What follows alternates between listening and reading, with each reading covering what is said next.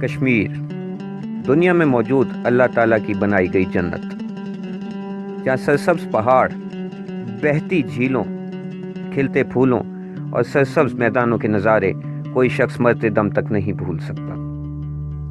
مگر اس جنت میں اس وقت انسانوں پر بدترین مظالم نے اس جنت کو جہنم بنا کر رکھ دیا ہے۔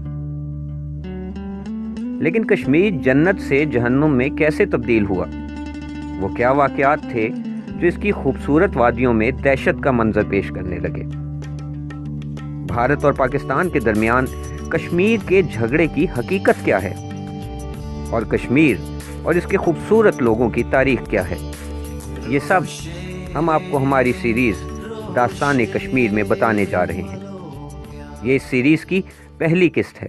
اگر آپ اس سیریز کی تمام اقساط دیکھنا چاہتے ہیں تو ہمارے چینل کو سبسکرائب کریں اور بیل آئیکن کو کلک کریں تاکہ تمام اقساط آپ کو بر وقت مل سکیں۔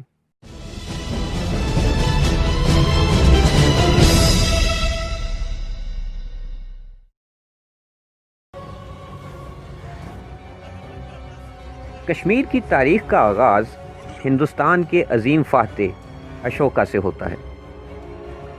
اشوکا ایک ماہر جنرل اور بہترین جنگی حکمت عملی تیار کرنے والا شخص تھا۔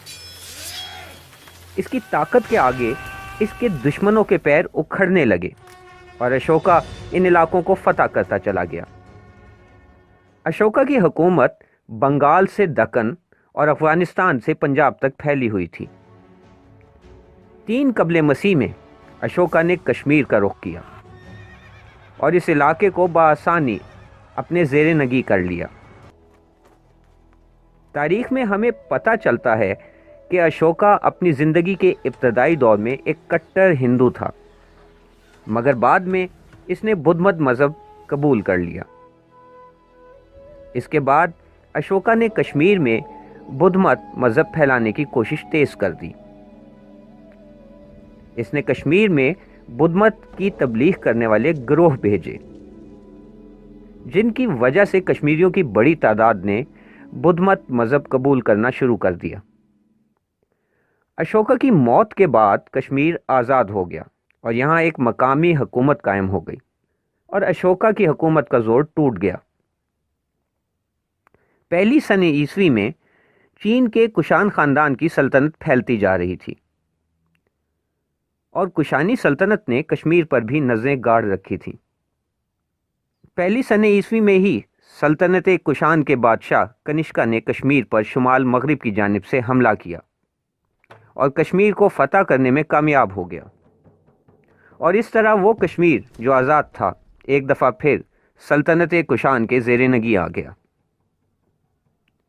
کنشکا کا تعلق بھی بدھ مت مذہب سے تھا اور کشمیر فتح کرنے کے بعد وہ کشمیر کی خوبصورتی کے سحر میں کھو گیا۔ کنشکا کے دور حکومت میں کشمیر تیزی سے ترقی کی منزلیں طے کرنے لگا، یہاں خوشحالی آنے لگی۔ کنشکا موسیقی اور شعر و شاعری سے خاص محبت رکھتا تھا، جس کی وجہ سے اس نے کشمیر میں ادب کو فروغ دیا، اور اس زمانے میں کشمیر میں کئی موسیقی اور شعر و شاعری سے تعلق رکھنے والے افراد نمایاں ہونے لگے۔ شاہراہ ریشم کے ذریعے چین سے برِ صغیر میں تجارت کو فروغ ملا، اور تاجر اپنے ساتھ صرف تجارت کا سامان ہی نہیں بلکہ مال و دولت، ہنر اور خوشحالی بھی لے کر آئے۔ اس زمانے میں کشمیریوں کی زندگی نہایت سادہ تھی۔ یہاں کے لوگ پھل اور اناج اگاتے اور اس کا کچھ حصہ بادشاہ کو بطور ٹیکس ادا کر دیتے اور بدلے میں آرام کی زندگی بسر کرتے۔ اس دور کو کشمیریوں کا سنہری دور تصور کیا جاتا ہے۔ 8 سن عیسوی میں کشمیر کے طاقتور ترین بادشاہ للت آدتیہ کی حکومت رہی۔ للت آدتیہ کو اکثر ہندوستان کا سکندر اعظم بھی کہا جاتا ہے۔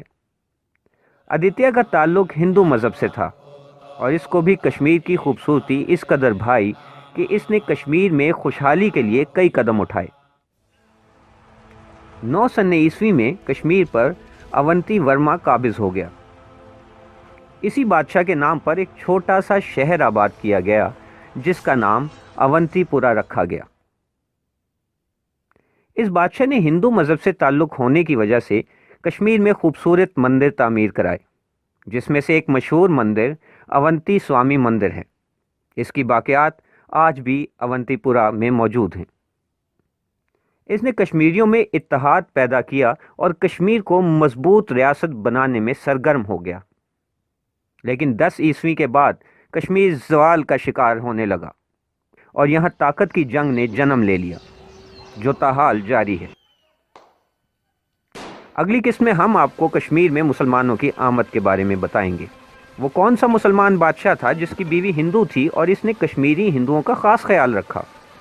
کس بادشاہ کے دور میں مسلمانوں کی تعداد کشمیر میں بڑھنے لگی؟ کس بادشاہ کی آخری خواہش آخری بار کشمیر کا حسن دیکھنا تھی؟ ہم آپ کو یہ سب بتائیں گے، مگر قسط نمبر 2 میں۔ قسط نمبر 2 دیکھنے کے لیے ہمارا چینل سبسکرائب کریں اور بیل آئیکن پر کلک کریں تاکہ آپ تک قسط نمبر 2 بر وقت پہنچ سکے۔